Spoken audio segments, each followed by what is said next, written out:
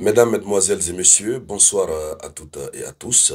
Vous êtes encore une fois les bienvenus ici sur la tribune d'éveil des consciences. Je suis très heureux de vous retrouver après plus de 20 jours d'absence, puisque j'étais en vacances. Il faut prendre le temps de se reposer, il faut prendre le temps de se donner du temps, voilà. Et nous reprenons. La reprise est toujours difficile. Voilà, nous reprenons en ce 21 août 2025 avec le décryptage de l'actualité internationale.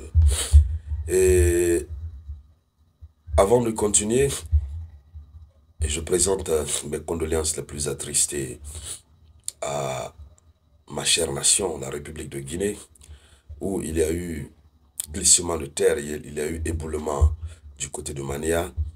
Jusque maintenant où nous sommes en train de parler, beaucoup de nos concitoyens sont enfouis sous la terre. La terre a glissé, la terre est descendue sur eux. Et jusque-là, on n'a pas encore pu retrouver beaucoup. Il y a eu un miracle, il y a un jeune qui a passé plus de 20 heures sous la terre, enseveli sous la terre, et qui a été sauvé de justesse. Et on espère que Dieu continuera à faire le même miracle pour tous ceux qui sont encore malheureusement sous la terre et qui ne demandent simplement qu'à être sauvés. Que Dieu protège la Guinée. Oui. C'est un jeudi noir pour la République de Guinée. Alors, chères dames, chers messieurs, à la une de l'actualité internationale, vous savez très bien que beaucoup de choses se sont passées ces derniers temps. Nous avons vu Donald Trump qui a invité le président Vladimir Poutine en Alaska. Donc, une négociation bilatérale a eu lieu entre les deux chefs d'État, tout en écartant d'office les Européens. Voilà, et vous savez bien entendu que les Européens, cela ne leur fait pas plaisir. Ils ont toujours voulu être au centre des décisions concernant l'avènement de la paix en Ukraine. Même si nous le savons, eux n'ont pas envie que la paix advienne au plus tôt que possible du côté de l'Ukraine. C'est pourquoi Donald Trump, se voulant pragmatique, concret, Donald Trump qui est toujours à la recherche du prix Nobel de la paix, parce qu'il voudrait que l'humanité le lui donne, Donald Trump les a écartés. Il a échangé avec Vladimir Poutine.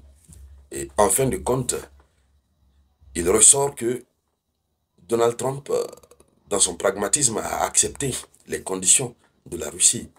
Et Donald Trump a même exigé à l'Ukraine d'accepter de perdre ses terres. Oui, il faut reconnaître les territoires déjà occupés par la Russie. Si Zelensky veut mettre un terme à la guerre en Ukraine. Et toute chose qui ne fait pas plaisir à l'Ukraine, puisque selon Zelensky, la Constitution ne permet pas cela. Donc, les débats sont en cours. Une rencontre tripartite hein, qui va regrouper les États-Unis d'Amérique, la Russie et l'Ukraine doit avoir lieu dans les jours à venir. Donc, une rencontre entre Poutine et Volodymyr Zelensky. Et donc, le lieu a été proposé par les Européens. Les Européens ont préféré que ce soit en terre européenne. Voilà, et ils ont proposé une terre européenne qui est neutre selon leurs propres propos. Une terre européenne neutre. Donc il y a la Suisse qui a été proposée, il y a l'Autriche qui a été proposée. De l'un dans l'autre des cas, en attendant de savoir quel est le lieu qui définitivement va abriter ce sommet, hein, ce sommet extraordinaire, ce sommet historique, en attendant, Volodymyr Zelensky se dit être prêt à rencontrer enfin Vladimir Poutine. Il est prêt à rencontrer Vladimir Poutine. Mais il estime encore toujours que c'est Vladimir Poutine qui ne veut pas la paix, qui ne veut pas le rencontrer pour parler de paix. Et donc, selon Volodymyr Zelensky, il faudrait une réponse ferme de la part de l'Occident et de ses alliés vis-à-vis de Vladimir Poutine s'il refuse d'aller négocier.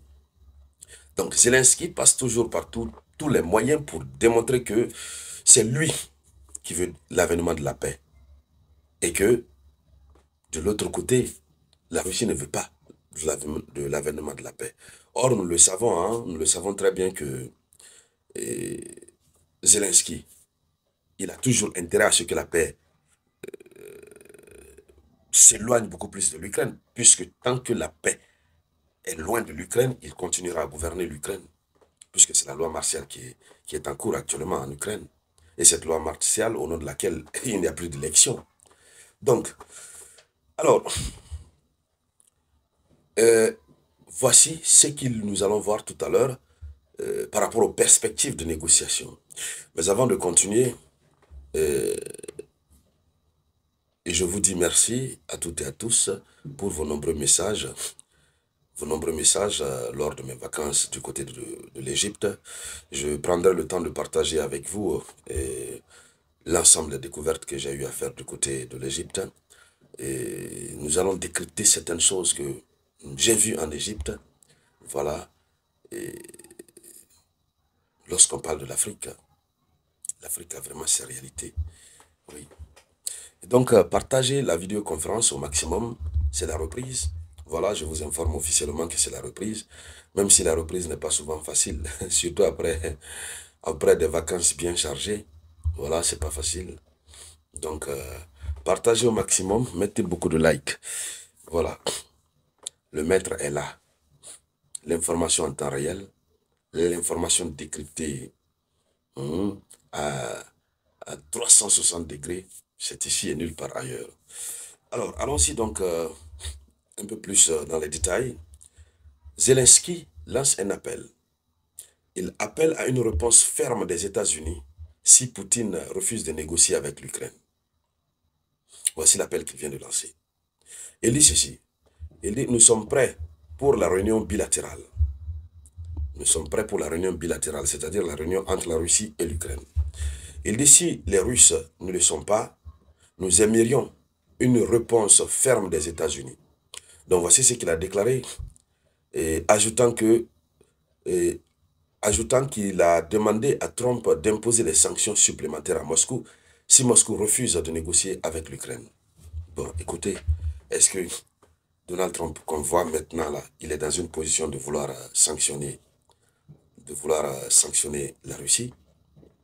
Donald Trump, il a désormais véritablement confiance en Poutine, puisque inviter Poutine en Alaska, Poutine se déplace, il vient, et on a vu tout le respect qu'on lui a accordé. Comment l'avion présidentiel de Vladimir Poutine était cortégé. On a tous vu ça. On a tous vu. Donc Zelensky, il ne fait que faire du tapage, et puis voilà, peut-être c'est une manière pour lui hein, de se faire remarquer encore, puisqu'il aime beaucoup ça. Mais quoi qu'il advienne, la vérité c'est que dans quelques jours, la rencontre bilatérale aura forcément lieu. Pas besoin que les États-Unis mettent la pression sur la Russie. La Russie a déjà manifesté sa volonté. Alors, donc, mesdames, mesdemoiselles et messieurs, voici ce qu'il faut retenir par rapport à l'actualité internationale. Une partie de l'actualité internationale.